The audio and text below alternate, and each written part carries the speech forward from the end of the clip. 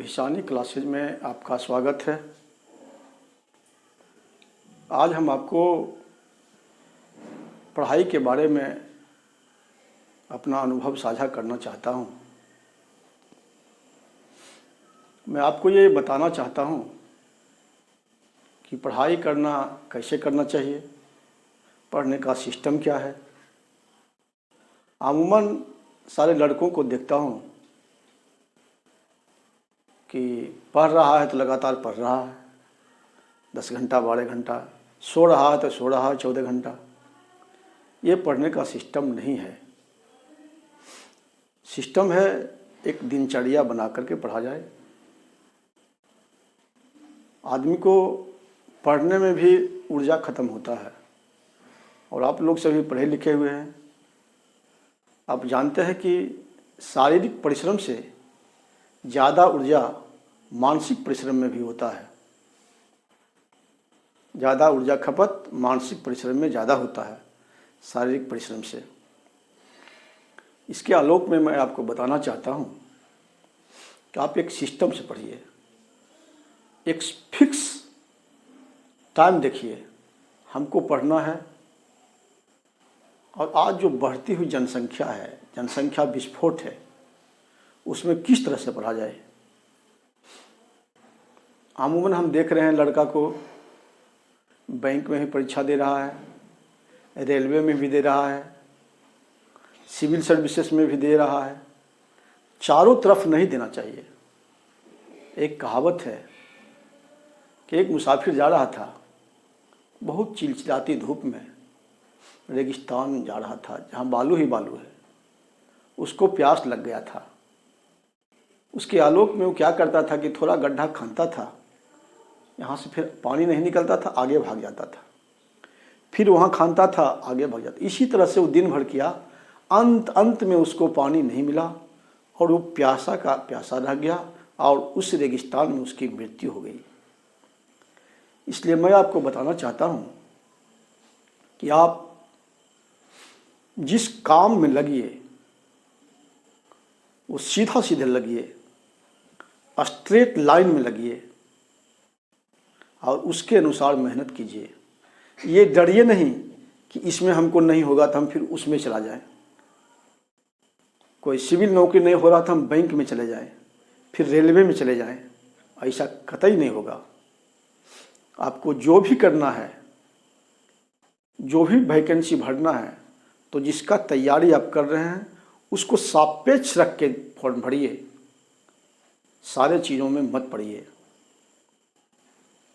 मैं आपको बताता हूँ कि जब आप पढ़ रहे हैं सच्चे मन से, एकाग्रचित होकर के, तो निश्चित होगा।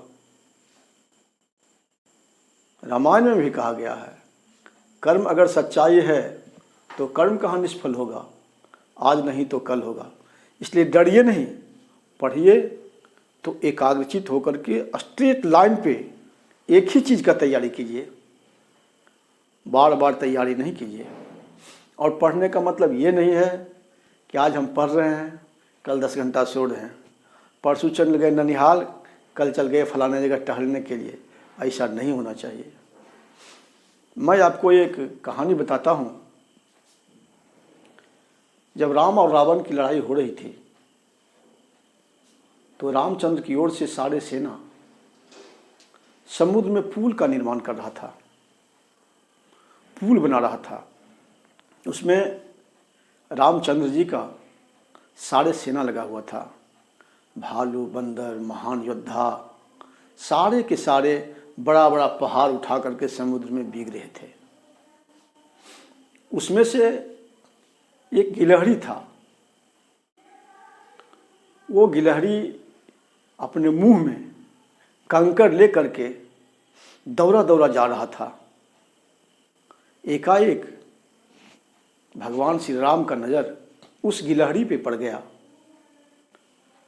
गिलहरी को देखे कि किस तरह से जा रहा है, और कहीं भालू के पैर से बच रहा है, कभी बंदर के पैर से बच रहा है, महान योद्धाओं के पैर से बच कर के समुद्र में पुल बांध रहा था। और बनाने में, पुल बांधने में अपना एक कंकड़ का सहयोग कर रहा था। तो मेरा कहने का मतलब है जब वो कंकर का पुल बना रहा था, जब रामचंद्र का नज़र पड़ा तो वे आश्चर्यचकित रह गए और उनके नज़र में लगा कि सबसे ज़्यादा परिश्रम यही कर रहे हैं। इसलिए जो गिलहरी के पीठ पर आप देखते होंगे धारीदार, वो रामचंद्र जी उनको हाथों से जो उसको शाबाशी दिए उसी का धारी है। ये कहानी आपको 8वां 9वां भी पढ़े होंगे, 3 स्ट्राइप्स, एक चैप्टर का नाम है 3 स्ट्राइप्स। जो गिलहरी के पीठ पे दिया हुआ है वो 3 गो जो लाइन देखते हैं वो राम का दिया हुआ है। और रामचंद्र जी का कहना है कि सबसे ज़्यादा मेहनत यही किया है। अगर बड़े बड़े वीरों को कह देंगे कि सबसे ज़्यादा मेहनत ये किया है तो उसको कैसा लगेगा, लेकिन उस पुल बांधने में सबसे ज़्यादा मजदूरी वही गिलहरी को ही मिला। किसी को रामचंद्र जी अपना हाथ का 3 स्ट्राइप नहीं दिए थे, किसी के कंधे पर हाथ नहीं रखे थे कि आप शाबाश आप ही सबसे ज़्यादा काम किया, लेकिन कुछ नहीं कहते हुए भी उस गिलहरी को हुआ। सर्टिफिकेट गिलहरी को मिला जो छोटा सा जीव है। तो मैं ये कहना चाहता हूँ कि कोई बहुत बड़ा पढ़ने में तेज है, कोई FRCS करने के लिए लंदन जा रहा है, कोई यह कर रहा है वह कर रहा है, तो ठीक है वो भी कर रहा है, लेकिन जो यहाँ पे रह करके भी अगर सच्चे दिल से सच्चे लगन से पढ़ाई करेगा, अगर उसका लक्ष्य उसी गिलहरी की तरह समुद्र में रास्ता बनाने के लिए अपना योगदान करना है, तो निश्चित सफलता मिलेगी। निश्चित तौर पे आदमी कोई बहुत ज़्यादा कमज़ोर है, आदमी या छात्र कोई कमज़ोर नहीं होता है, कोई मंद बुद्धि का नहीं होता है, उसको अपना जुनून लाता है। अगर आपके पास जुनून है तो आगे बढ़िएगा, अगर आपके पास जुनून नहीं है तो कितना हो माँ पिताजी कहेंगे आप कुछ नहीं कर पाइएगा। आपकी प्रतिभा सब में है। सब आदमी के पास 2 हाथ है, 2 पैर है, सर है, आँख है, मुंह है, नाक है, हर आदमी भोजन करता है, लेकिन हर लड़का पढ़ता है। तो सब IAS क्यों नहीं बन जाता है?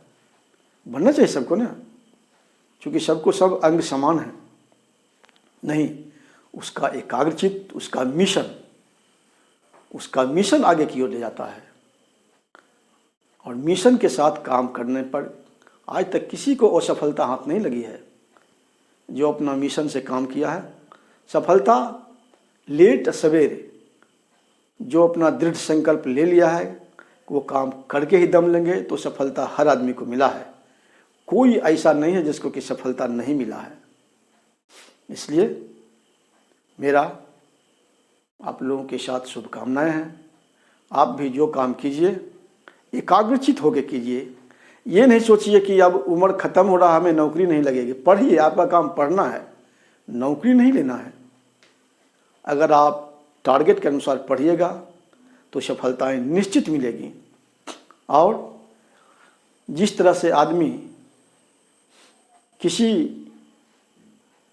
जो नौजवान लड़का है वो किसी लड़की के फेरा में जितना पागल हो रहा था, जितना दीवाना हो जाता है, उसी तरह से दीवानगी आपको पढ़ने में आना चाहिए। जब तक पढ़ने में दीवानगी नहीं आएगा, नहीं होगा। आप ही एक आदमी पढ़ने वाले नहीं हैं, बहुत से लोग 15 घंटा, 16 घंटा, 18 घंटा तक पढ़ रहा है। सालों को साल दिल्ली में रह रहा है, बम्बई में रह रहा है, क्यों नहीं हो रहा उसको? अगर दिल्ली बम्बई जाने से नौकरी हो जाए तो हर माँ बाप दिल्ली भेज देगा। कितने लगेगा पैसा दिल्ली जाने में और बम्बई जाने में?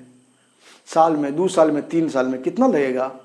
लाख, 1.5 लाख, 2 लाख, 4 लाख, इससे ज़्यादा तो नहीं लगेगा। तो मेरा कहना है कि अगर कहीं कोई स्कूल, कोई शहर अगर नौकरी दिलाता है तो सारे लोग उसी शहर में भेज देगा अपने बच्चों को। लेकिन कोई शहर आपको नौकरी नहीं दिला देगा, कोई विद्यालय आपको नौकरी नहीं दिलाएगा, कोई आपका टीचर नौकरी नहीं दिलाएगा।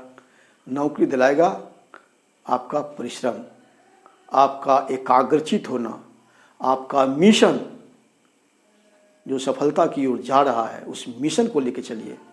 अगर हम चाह रहे हैं, पढ़ाई कर रहे हैं कि हमको नौकरी होना चाहिए, तो नौकरी को मिशन मोड में लेकर चलना पड़ेगा।